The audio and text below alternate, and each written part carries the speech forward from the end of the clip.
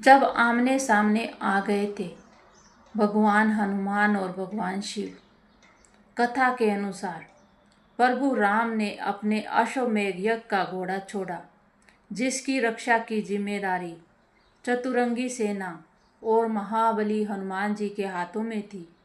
यह घोड़ा घूमते हुए देवपुर नामक राज्य में पहुंचा, जहां के राजा वीरमणि परम शिव भक्त थे। राजा वीरमणि के पुत्र ने यज्ञ के घोड़े को पकड़ लिया, जिसके कारण श्री राम की सेना और वीरमणि के बीच युद्ध छिड़ गया। महाबली हनुमान और श्री राम के भाई शत्रुघ्न ने राजा वीरमणि की सेना को परास्त कर दिया। अपने परम भक्त वीरमणि को संकट में देखकर भगवान शिव स्वयं अपने गणों वीरभद्र और नंदी के साथ युद्ध भूमि में उतर आए। इसके बाद युद्ध भूमि पर एक ऐसा दृश्य दिखा जिसकी कल्पना भी नहीं की जा सकती थी। एक तरफ भगवान शिव के 11वें रुद्रावतार हनुमान जी थे और दूसरी तरफ स्वयं देवादिदेव महादेव। भगवान शिव ने जब देखा कि हनुमान जी उनकी सेना का संहार कर रहे हैं, तो उन्होंने हनुमान जी पर त्रिशूल से वार किया, लेकिन हनुमान जी ने अपनी असीम शक्ति और चातुर्य से शिवजी के उस अचूक त्रिशूल को हवा में ही थाम लिया। जब दोनों महाशक्तियों के बीच युद्ध बढ़ने लगा, तब हनुमान जी ने अपने आराध्य प्रभु श्री राम का स्मरण किया।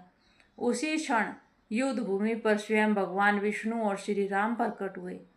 प्रभु राम को देखकर भगवान शिव मुस्कुराए और बोले, हे राम, मैं तो बस अपने भक्त वीरमणि की प्रतिज्ञा की रक्षा कर रहा था और हनुमान की असीम शक्ति की परीक्षा ले रहा था। इसके बाद राजा वीरमणि ने सम्मान यज्ञ का घोड़ा लौटा दिया और यह महायुद्ध शांत हुआ। युद्ध समाप्त होने के बाद राजा वीरमणि ने भगवान श्री राम के चरणों में जाकर यज्ञ का घोड़ा ससम्मान वापस किया।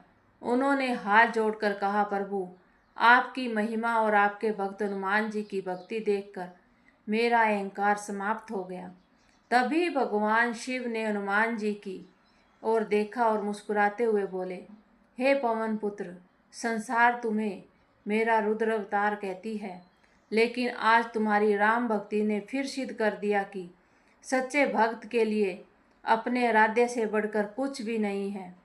हनुमान जी ने विनम्र होकर कहा, महादेव, मेरे लिए तो श्री राम ही मेरे प्राण हैं। उनके नाम और चरणों की सेवा से बढ़कर मेरे लिए कोई शक्ति नहीं है। यह सुनकर भगवान शिव ने हनुमान जी को अपने हृदय से लगा लिया।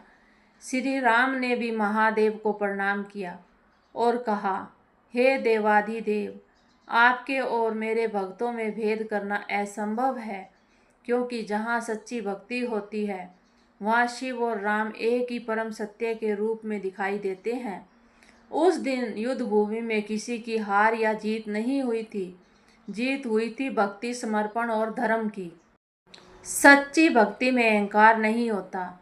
भक्त अपने आराध्य के लिए सब कुछ कर सकता है, लेकिन अंत में वही भक्त सबसे महान होता है जो अपनी शक्ति का श्रेय स्वयं को नहीं बल्कि अपने भगवान को देता है। बोलो जय श्री राधे।